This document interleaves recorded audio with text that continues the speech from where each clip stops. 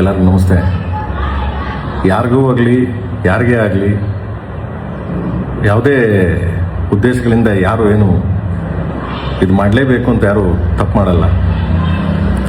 So ನಾನು ಪ್ರತಿ ಹಂತದಲ್ಲೂ ಪ್ರತಿ ಸಿನಿಮಾಗಳಲ್ಲೂ ಸಾಂಗ್ಗಳು ಬರ್ದೀನಿ. ದೇವ್ರ ಬಗ್ಗೆ ಸಾಂಗ್ ಬರ್ದೀನಿ, ಲವ್ ಬಗ್ಗೆ ಸಾಂಗ್ ಬರ್ದೀನಿ, ಮದರ್ ಬಗ್ಗೆ ಸಾಂಗ್ ಬರ್ದೀನಿ, ಅಣ್ಣ ತಮ್ಮ ಬಗ್ಗೆ ಸಾಂಗ್ ಬರ್ದೀನಿ. ಪ್ರತಿ ಹಂತದಲ್ಲೂ ಬೇರೆ ಬೇರೆ ಕಂಟೆಂಟ್ ಸಾಂಗ್ ಬರ್ದೀನಿ.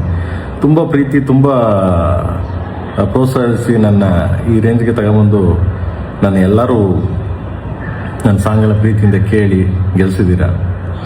ಪ್ರೇಮ್ ಸಿನಿಮಾ ಬರ್ತಾನೆ ಅಂತಂದರೆ ಏನು ಸಾಂಗ್ ಜೋರಾಗಿ ಮಾಡಿರ್ತಾನೆ ಅನ್ನೊಂದು ತುಂಬ ಕುತೂಹಲ ಇಟ್ಕೊಂಡು ತುಂಬ ಅದರಿಂದ ಕಾಯ್ತಿರ್ತೀರ. ಸೊ ಅದಕ್ಕೆಲ್ಲ ನಾನು ಯಾವಾಗಲೂ ನನ್ನ ಕೊನೆ ಉಸಿರಿರೋರು ನಿಮ್ಗೆ ಚಿರುಣೆ ಆಗಿರ್ತೀನಿ. ಬಟ್ ಈ ಸಾಂಗ್ ಬರೆದಾಗ ನಾನು ನನ್ನ ದೃಷ್ಟಿಕೋನದಲ್ಲಿ ನಾನು ಬರೆದೆ. ಒಂದು ಬಾಟ್ಲು, ಒಂದು ಉಪ್ಪಿನಕಾಯಿ, ಸೊ ಇದನ್ನ ಕಂಟೆಂಟ್ ಇಟ್ಕೊಂಡು ನಾನು ಬರೆದೆ.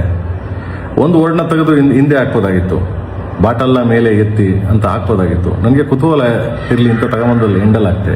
ಯಾಕೆ ಕುತೂಹಲ ಇರಲಿ ಅಂದರೆ, ಒಂದು ಸಾಹಿತ್ಯ ರಚನೆ ಮಾಡಬೇಕಾದ್ರೆ ಒಬ್ಬ ಸಾಹಿತಿ ಹಾಗೂ ಮಾಡ್ಬೋದು ಹೀಗೂ ಮಾಡ್ಬೋದು ಅಂತ, ಅದನ್ನು ನಾನು ಒಲಗರ ರೀತಿಲಾಗಲಿ ಬೇರೆ ಯಾರಿಗಾರು ನೋಯಿಸ್ಬೇಕು ಅಂತ ಆಗಲಿ, ಯಾರಿಗೂ ತೊಂದರೆ ಕೊಡಬೇಕು ಅಂತಾನೆ ಆಗಲಿ, ಯಾರು ಯಾವ ಉದ್ದೇಶಕ್ಕೂ ಮಾಡ್ದೋನಲ್ಲ ನಾನು. ಯಾಕಂದರೆ ಇವತ್ತಿನವರೆಗೂ ನಾನು ಮಾಡಿಲ್ಲ, ನನಗೆ ಸಾಯೋವರೆಗೂ ನಾನು ಮಾಡೋದು ಇಲ್ಲ, ನನಗೆ ಅದು ಅವಶ್ಯಕತೆಯೂ ಇಲ್ಲ ನನಗೆ. ಸೊ ಇದರಿಂದ ಸುಮಾರು ಜನಕ್ಕೆ ಅದು ಯಾವ ದಿಕ್ಕಲ್ಲಿ ಅದನ್ನು ಅರ್ಥ ಮಾಡ್ಕೊಂಡಿದ್ದಾರೋ, ಸೊ ನನಗದು ಗೊತ್ತಿಲ್ಲ. ನನ್ನ ಅರ್ಥದ ಪ್ರಕಾರ ನನ್ನ ಬರೀಬೇಕಾದ್ರೆ ನಾನು ಈ ಅರ್ಥದಲ್ಲಿ ಅದನ್ನು ಹೇಳಿದೆ. ನಾನು ಮೀಡಿಯಾ ಮುಂದೆನೂ ಅದನ್ನು ಹೇಳಿದೆ. ನಾನು ಆದರೂ ತುಂಬ ಜನ ನನ್ನ ಪ್ರೀತಿ ಮಾಡೋರು, ನನ್ನ ತುಂಬ ಹೃದಯ ಕತ್ತರುವಂಥದ್ದಾಗೋರು, ನನ್ನ ಫ್ಯಾನ್ಸ್ಗಳಾಗಲಿ, ನನ್ನ ಫ್ಯಾಮಿಲಿ ಆಗಲಿ, ಎಲ್ಲರೂ ನಾನು ತುಂಬ ಪ್ರೀತಿ ಮಾಡೋರು. ಸೊ ಕೆಲವ್ರಿಗದು ಹರ್ಟ್ ಆಗಿರ್ಬೋದು, ಕೆಲವ್ರಿಗದು ನನ್ನಿಂದ ಪ್ರೇಮ್ ಈ ಥರನ, ಪ್ರೇಮ್ ಹಿಂಗೂ ಬರೀತಾನ ಅಂತ ಕೆಲವರೆಲ್ಲ ಕೇಳಿದ್ರು. ಸೊ ನಾನು ಒಬ್ಬ ಸಾಹಿತಿ ಆದಮೇಲೆ ಸಾಹಿತ್ಯ ರಚನೆ ಮಾಡ್ಬೇಕಾದ್ರೆ ಹಾಗೂ ಬರೀಬೇಕು, ಹೀಗೂ ಬರೀಬೇಕು, ಎಲ್ಲ ಥರ ಬರೀಬೇಕು. ಬಟ್ ಹಂಗನ್ಬಿಟ್ಟು ಕೀಳು ಭಾವನೆಯಲ್ಲಿ ಯಾರ್ದು ಕೀಳು ಮಟ್ಟದ ಸಾಹಿತ್ಯಗಳನ್ನ ಬರೀಬಾರ್ದು. ಬಟ್ ಇದನ್ನು ನನ್ನ ದೃಷ್ಟಿಕೋನದಲ್ಲಿ ನಾನು ಬಾಟಲ್, ಉಪ್ಪಿನಕಾಯಿ ನಿಮ್ಗೆ ಅವಾಗಲೇ ಹೇಳಿದೆ ನಾನು. ಸೊ ಬಾಟಲ್ನ ಮೇಲೆ ಎತ್ತಿ ತೊಟ್ಟಿಗೆ ತಂಗೊಳಗೆ ಇಳಿಸಿ, ದಿಸ್ ಇಸ್ ಅ ಬಾಟಲ್ ಅದು. ಸೊ ಅದನ್ನು ಬೇರೆ ಅರ್ಥದಲ್ಲಿ ಕಲ್ಪನೆ ಮಾಡ್ಕೊಂಡ್ರು, ಬೇರೆ ಅರ್ಥದಲ್ಲಿ ಇದು ಮಾಡ್ಕೊಂಡ್ರು, ನನ್ನ ಫ್ಯಾಮಿಲಿನ ನನ್ನ ಕೆಟ್ಟ ಅಬ್ಯೂಸ್ ಮಾಡ್ಕೊಂಡು ತುಂಬ ಲೈಕ್ಸು ಕಾಮೆಂಟ್ಸ್ಗೋಸ್ಕರ ಮಾಡ್ತಾ ಇದ್ದೀರಾ. ಎನಿವೆ ಥ್ಯಾಂಕ್ಸ್, ಅವ್ರಿಗೆಲ್ಲ ಒಳ್ಳೇದಾಗಲಿ. ಯಾರ್ಯಾರು ನನ್ನ ಕಾಲು ಎಳಿಬೇಕು, ನನ್ನ ಬಗ್ಗೆ ಕೀಳಾಗಿ ಮಾತಾಡಬೇಕು ಅನ್ನೋದೆಲ್ಲ, ಸೊ ಅದು ನಿಮಗೆ ಬಿಟ್ಟಿದ್ದು. ಸೊ ಏನು ಮಾಡೋಕ್ಕಾಗಲ್ಲ, ಅದನ್ನು ಏನು ಮಾಡೋಕ್ಕಾಗಲ್ಲ. ನಿಮ್ಗೆ ಆ ಥರದವ್ರಿಗೆಲ್ಲ ಅವ್ರಿಗೆಲ್ಲ ಒಳ್ಳೇದಾಗಲಿ, ದೇವರು ನಿಮ್ಮನ್ನೆಲ್ಲ ಚೆನ್ನಾಗಿಟ್ಟಿರಲಿ. ನಾನು ಯಾರಿಗೂ ಈ ಸಾಂಗ್ ಬರೆದಿದ್ದು ಯಾರಿಗೂ ನೋಯಿಸ್ಬೇಕು, ಯಾರಿಗೂ ಹರ್ಟ್ ಮಾಡಬೇಕು, ಯಾರಿಗೂ ತೊಂದರೆ ಕೊಡಬೇಕು ಅಂತೇನು ನನಗೆ ಅವಶ್ಯಕತೆ ಇಲ್ಲ. ಹಂಗೇನಾದರೂ ನಿಮ್ಗಳಿಗೆ ಹರ್ಟ್ ಆಗಿದ್ರೆ, ಹಂಗೇನಾದರೂ ನಿಮ್ಗಳಿಗೆ ನನ್ನಿಂದ ನೋವಾಗಿದ್ರೆ, ಸೊ ಕ್ಷಮೆ ಇರಲಿ, ಕ್ಷಮಿಸಿ ಅಂತ ಕೇಳ್ತೀನಿ ಎಲ್ಲರಿಗೂ. ಆ್ಯಂಡ್ ಯಾಕೆಂದರೆ ನಾನು ಕ್ಷಮೆ ಕೇಳೋದು ತಪ್ಪೇನಿಲ್ಲ ನನಗೆ. ಏನಕ್ಕೆ ಇನ್ನೊಬ್ರಿಗೆ ಹರ್ಟ್ ಮಾಡಿ ಅದರ ಮೇಲೆ ನಾನು ಹೋಗಿ ಜೀವನ ಮಾಡೋದಾಗಲಿ, ಅದರ ಮೇಲೆ ನಾನು ಹೋಗಿ ಇನ್ನೊಂದು ಕೋಟೆ ಕಟ್ಟೋದಾಗಲಿ ನನಗೆ ಅವಶ್ಯಕತೆನೇ ಇಲ್ಲ. ಯಾಕಂದರೆ ನೀವಿದ್ರೆ ನಾನು, ಸೊ ನೀವೆಲ್ಲ ಸಪೋರ್ಟ್ ಮಾಡೋದ್ರಿಂದ ನಾನು. ಸೊ ಅದರಿಂದ ಆ್ಯಂಡ್ ಆ ಸಾಂಗು ಅಷ್ಟೇ, ಯಾರಿಗಾದ್ರೂ ಹರ್ಟು, ನೋವು, ತೊಂದರೆ ಯಾರಿಗಾದ್ರೂ ಹಂಗೆ ಆಗಿದ್ದಲ್ಲಿ ನಾನು ಮತ್ತೆ ಸಾಂಗ್ನ ರೀರೈಟ್ ಮಾಡ್ತೀನಿ. ಓಕೆ, ಮತ್ತೆ ರೀರೈಟ್ ಮಾಡ್ತೀನಿ. ಸೊ ಮತ್ತೆ ತಿರ್ಗಿ ದೇಶಾದ್ಯಂತ ರಿಲೀಸ್ ಮಾಡ್ತೀನಿ, ಮತ್ತೆ ಬರೀತೀನಿ ಅದನ್ನು ಬೇರೆ ಬರೆದು ಮತ್ತೆ ಮಾಡ್ತೀನಿ. ಯಾಕೆಂದರೆ ನಿಮ್ಗೆ ಹರ್ಟ್ ಮಾಡಿ, ನಿಮಗೆ ತೊಂದರೆ ಕೊಟ್ಟು, ನಿಮಗೆ ನೋಯಿಸಿ ನಾನು ಯಾವತ್ತೂ ನನಗೆ ಆ ಥರದ್ದು ಉದ್ದೇಶನೂ ಬೇಡ. ನನಗೆ ಅದೇನು ಅರ್ಥ ಆಗಿದೆ ನನಗದು ಗೊತ್ತಿಲ್ಲ.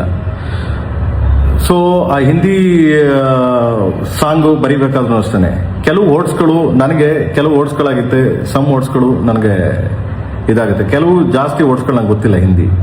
ಬಟ್ ಹಿಂದಿ ಬರೆದಿದ್ದು ನಮ್ಮ ರಕೀಬ್ ಅಲಮೂರು ಏಕಾಏಕಿ ಅದೊಂದು ಸ್ಟೇಟ್ಮೆಂಟ್ ಕೊಟ್ಟರು ಅವರು, ಇಲ್ಲ ನನಗೆ ಕನ್ನಡ ಏನಿತ್ತು ಅದನ್ನೇ ಬರೆದಿದ್ದೀನಿ ನಾನು ಅಂತ. ಕನ್ನಡದಲ್ಲಿ ತುಂಬ ಚೆನ್ನಾಗಿದೆ ಸಾಹಿತ್ಯ.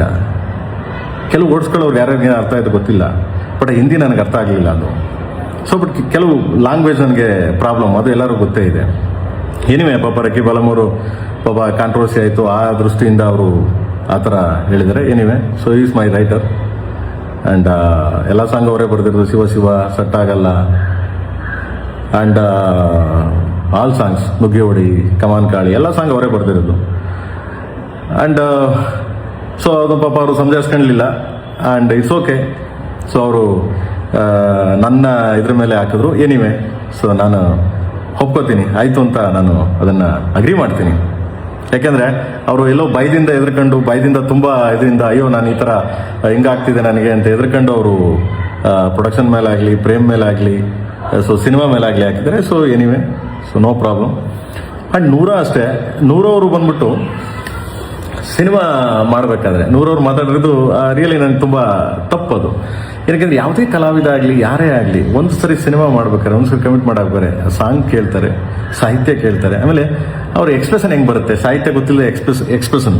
ಸೊ ಎಕ್ಸ್ಪ್ರೆಷನ್ ಹೆಂಗೆ ಬರುತ್ತೆ, ಸಾಹಿತ್ಯ ಗೊತ್ತಿಲ್ಲ ಅಂದರೆ ಒಂದೇ ಬರುತ್ತೆ ಅಲ್ವಾ. ಸೊ ಯಾಕೆ ಹಂಗೆ ಮಾತಾಡೋದು ಅಂತ ನಂಗೆ ಗೊತ್ತಿಲ್ಲ. ಸೊ ಯಾಕಂದ್ರೆ ಬಿಕಾಸ್ ಆಫ್ ಅವ್ರು ಎಲ್ಲ ಕಡೆ ಅವರು ಸ್ವಲ್ಪ ಎಲ್ಲೋ ಕಾಂಟ್ರವರ್ಸಿ ಆಗ್ತಿದೆ, ಅದರಿಂದ ನಾನು ತಪ್ಪಿಸ್ಕೊಳ್ಳೋಣ ಅನ್ನೋ ಒಂದು ದೃಷ್ಟಿಯಿಂದ ಮಾತಾಡಿದ್ದಾರೆ. ಯಾಕಂದರೆ ಮೊನ್ನೆ ಸಾಂಗ್ ರಿಲೀಸ್ ಆದಾಗಲೂ ಅಷ್ಟೇ ನಾನು ತುಂಬ ಖುಷಿ ಆಯಿತು, ಪ್ರೇಮ್ ಒಟ್ಟಿಗೆ ಕೆಲಸ ಮಾಡಿ, ಅದು ತುಂಬ ಅದ್ಭುತವಾದ ಸಾಂಗ್ ಅಂತೆಲ್ಲ ಹೇಳಿದ್ರು. ಸೊ ಎನಿವೆ, ಅವ್ರಿಗೆ ಈ ಥರ ಕಾಂಟ್ರವರ್ಸಿ ಪಾಪ ನೊಂದ್ಕೊಂಡು, ಒಂದು ಹೆಣ್ಮಗು ನೊಂದ್ಕೊಂಡು ಹೇಳಿರ್ಬೋದು.